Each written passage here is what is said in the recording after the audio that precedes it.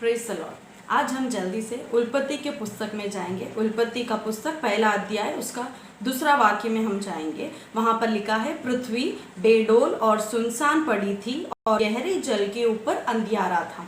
तो आज हमारा जो विषय है, यहाँ पर आदि में शुरुआत इस प्रकार होता है कि आदि में परमेश्वर ने आकाश और पृथ्वी की रचना की। उसके दूसरे ही वाक्य में लिखा है कि पृथ्वी बेडोल और सुनसान पड़ी थी।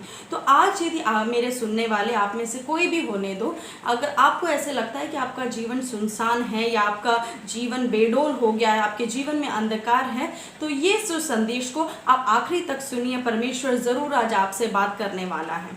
तो ये जो दूसरा वाक्य में हम जो देख रहे हैं वो इस प्रकार लिखा है कि पृथ्वी, वहाँ पे तीन विषय लिखा है। एक तो बेडोल मतलब निराकार हो गया है, दूसरा बात है कि वो सुनसान है मतलब शून्य है, तीसरा है कि अंधियारा है। तो कई बार ये हमारे जीवन में भी, व्यक्तिगत जीवन में भी, हमारे जीवन में कई प्रकार की शून्यता आ जाती है। अलग अलग तरीके की वजह से, कुछ कारणों की वजह से हमारे जीवन में भी हम शून्यता अनुभव करते हैं। ये केवल एक व्यक्ति या दो व्यक्ति ने, हमारे मानव जीवन की यात्रा में हर एक व्यक्ति कभी ना कभी, किसी ना किसी क्षण या कुछ समय या कुछ महीनों के लिए इस प्रकार की अवस्था से, परिस्थिति से गुजरते हैं। कई बार हम लोग इस तरह सोचते हैं कि ओके, मेरे साथ मेरे माता पिता होते तो अच्छा था, या मुझे मदद करने के लिए भाई या बहन होते तो अच्छा था, या मुझे अच्छा एक नौकरी मिलता तो अच्छा था, या मेरे पास अलग अलग तरीके की चीज़ों के बारे में हम सोचकर हमें ऐसे लगता है कि वो चीज़ों की कमी की वजह से हमारे जीवन में ये शून्यता है। लेकिन ऐसा बिल्कुल नहीं है, क्योंकि यदि जो धनवान है, कोई धनी है, उसको जाकर हम पूछेंगे तो वो ये कहेगा कि जो गरीब है उन लोगों से भी ज़्यादा बड़ा अंधियारा या शून्यता मेरे जीवन में मैं अनुभव कर रहा हूँ। इसी प्रकार यदि हम सोचेंगे कि हम जो परिवार के साथ रहते हैं तो हमें ऐसा लगता है कि मैं अकेला हूँ, मुझे एक परिवार नहीं है, इसके लिए मेरे जीवन में शून्यता है। तो कई बार परिवार के साथ रहने वाले लोगों के जीवन में भी ये शून्यता आती है। तो मानव जीवन की यात्रा में ये कभी ना कभी, किसी ना क्षण पे हमारे जीवन में ये आ सकती है। हम जाने बगैर या हम जानकर कैसे भी यह हमारे जीवन में आ सकती है। और इस शून्यता आने की वजह से हमारे जीवन का जो रूप है वो बेडोल या अथवा निराकार हो जाता है। हमें वो खूबसूरत नहीं लगती है, हमारी ज़िंदगी हमें सुंदर नहीं लगती है, हम निराश हो जाते हैं, हम दुखी हो जाते हैं। और उस समय में हमारे जीवन में अंधियारा छा जाती है। हम काफ़ी कोशिश करते हैं कि ये शून्यता को हम आनंद में बदले, खुशी में बदले, लेकिन कई बार जब हम शून्यता की परिस्थिति से गुजरते हैं तो उस समय हम निराश हो जाते हैं और हमारे जीवन में अंधियारा छा जाती है।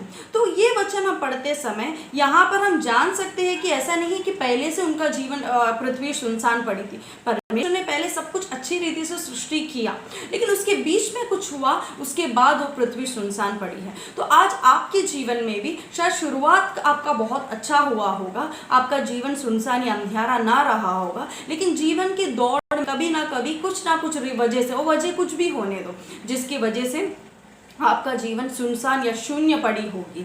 तो उसके लिए ये वचन में एक बहुत गहरा अर्थ छुपा है। उसका दूसरा वाक्य खत्म होने से पहले ही, तीसरा वाक्य में प्रवेश नहीं किया, दूसरा वाक्य के आगे इस तरह परमेश्वर ने लिखा है कि गहरे जल के ऊपर अंधियारा था तथा परमेश्वर का आत्मा जल के ऊपर मंडरा रहा था। इसका मतलब क्या है? मतलब उस समय अंधियारा था, पृथ्वी बेडोल थी, सुनसान पड़ी थी। ये सब रहने के समय भी परमेश्वर की आत्मा जो है वो जल के ऊपर मंडरा रहा था। तो यदि आपके जीवन में आप एक सुनसान परिस्थिति से गुजर रहे हैं, आप एक अंधकार में हैं, तो आप जानिए कि परमेश्वर आपको देख रहा है और परमेश्वर की आत्मा आपके ऊपर अभी भी मंडरा रहा है। क्योंकि हम जब शून्य परिस्थिति से जाते समय हमें इस प्रकार लगता है कि हमारे साथ कोई नहीं है, हमारे माता पिता नहीं है, हमारे दोस्त नहीं है, हमें मदद करने के लिए कोई भी नहीं, हमारे रिलेटिव्स या कोई भी नहीं है। इस तरह हमें लगता है और हम इस प्रकार सोचते हैं कि परमेश्वर भी हमें भूल गए हैं, लेकिन ऐसा नहीं है। इसके लिए तो क्या सच में शून्यता पूरी तरह शून्य है? नहीं, ये वचन में हमें समझ में आता है,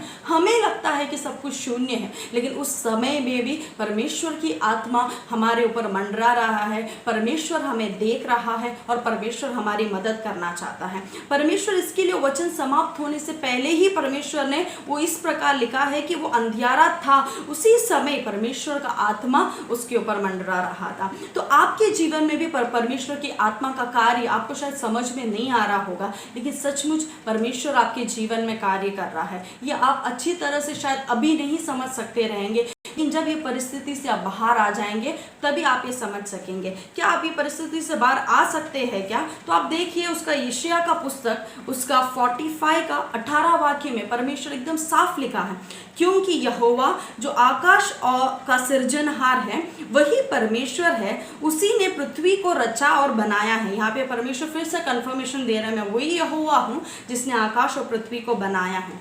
उसने उसको स्थिर भी किया है, केवल बनाया ही नहीं है तो उसने उसको स्थिर किया है।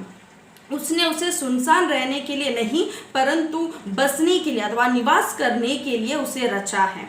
तो यहाँ पे आपको साफ दिखाई देता है परमेश्वर ने बनाया है, उसे स्थिर भी किया है और वो सुनसान पड़े रहने के लिए नहीं बनाया है बल्कि उसको एक उसमें बसने के लिए अथवा उसको एक निवास स्थान बनाने के लिए ही परमेश्वर ने पृथ्वी को बनाया। तो यदि परमेश्वर ने आपको बनाया है तो परमेश्वर ने आपको स्थिर भी किया है, और परमेश्वर ने आपको स्थिर किया है तो आपको सुनसान रहने के लिए अथवा शून्य जीवन बिताने के लिए नहीं, परमेश्वर आपके जीवन को पूर्णता में लाना चाहता है। परमेश्वर है, केवल परमेश्वर ही शून्यता को पूर्णता में बदल सकता है। हम कई बार हमारे शून्य परिस्थिति में हम जल्दी से जाकर मनुष्यों के ऊपर आश्रय रखते हैं, लेकिन मनुष्य हमारे जीवन में हमारी शून्यता को हटाने के काबिल नहीं है। जो काबिल नहीं है उस व्यक्ति के ऊपर या उस चीज़ के ऊपर आश्रय रखकर हमें क्या मिल सकती है? तो केवल परमेश्वर ही है जो आपकी शून्यता को पूर्णता में बदल सकता है। इसलिए जो हम अधिकतर पढ़ने वाला एक वचन संगीता है वो है दाऊद का भजन, उसका 23 Psalms 23। उसमें इस प्रकार लिखा है उसका 4था वाक्य में, चाहे मैं घोर अंधकार से भरी हुई तराई में होकर चलूं। तो यहाँ पे एक बहुत ही मुख्य बात यह है, घोर अंधकार से भरी हुई तराई में होकर चलूं। वहाँ पर इस प्रकार नहीं लिखा है कि होकर मैं वहाँ पर रुका या होकर मैं वहाँ पर बसा या होकर मैं वहाँ पर निवास किया, नहीं, वहाँ पे कंटिन्यूस प्रोसेस बताया, वहाँ पे जो कर्म है वो चलता ही जा रहा है। इस प्रकार लिखा है कि घोर अंधकार की तराई में होकर चलूं, when though I walk through the valley, through मतलब वो एक प्रोसेस है, इसको आप चलकर इसको पार करेंगे। ये आपका जीवन का फुल स्टॉप नहीं है। अंधकार आपके जीवन में आना या शून्यता आपके जीवन में आना ये आपका जीवन का फुल स्टॉप नहीं है, ये एक प्रोसेस है, एक दौर है आपका जीवन का, जो चलते चलते आप इसको पार कर देंगे और परमेश्वर ज़रूर आपको शून्यता से एक पूर्णता की ओर लेकर आएगा, क्योंकि उसी के लिए परमेश्वर ने आपको बनाया है, उसी के लिए परमेश्वर ने आपको स्थिर किया है। इसी की वजह से आपके शून्यता के समय भी परमेश्वर की आत्मा आपके ऊपर मंडरा रहा है, आप जान रहे नहीं हैं, फिर भी परमेश्वर आपसे प्रेम करता है, क्योंकि परमेश्वर का वादा है मैं तुम्हें कभी ना छोड़ूंगा, कभी ना त्यागूंगा। तो क्यों परमेश्वर नहीं छोड़ना चाहता है? क्योंकि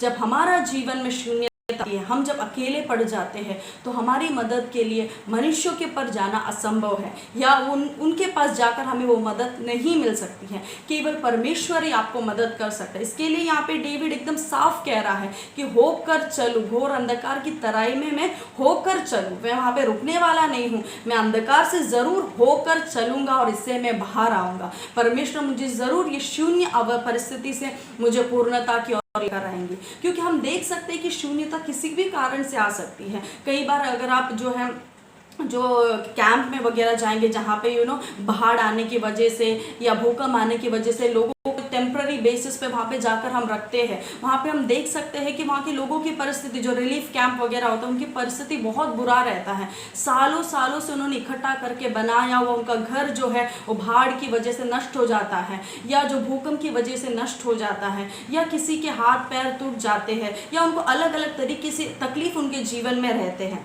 लेकिन उस समय भी परमेश्वर उनको एक शक्ति, एक सामर्थ्य देता है वो परिस्थिति को उसमें होकर चल के उसमें से बाहर आने का, क्योंकि नेचर की वजह से जो कैलामिटीज आता है हम कोई नहीं रोक सकते हैं। लेकिन कुछ समय के बाद आप उन्हीं जगह में उन्हीं लोगों को जाकर देखेंगे तो धीरे धीरे धीरे उनका जीवन फिर से पुराने जैसे उन्होंने बसा लिया है, या परमेश्वर ने उनको मदद किया है, फिर से वो हिम्मत दिया है, वो धीरज दिया है। तो इसी प्रकार यदि आपके और मेरे जीवन में आज एक शून्यता की अवस्था है, आज एक अंधकार की अवस्था है, तो आप बिल्कुल घबराने की ज़रूरत नहीं है, क्योंकि परमेश्वर की आत्मा अभी भी आपके ऊपर मंडरा रहा है। परमेश्वर आज भी आपको देख रहा है, केवल आपको एक मौका देना है। उस जो आपके ऊपर मंडराने वाला पवित्र आत्मा को आपके अंदर आने का मौका दीजिए, उसको वो शून्यता को पूर्णता में बदलने का मौका दीजिए।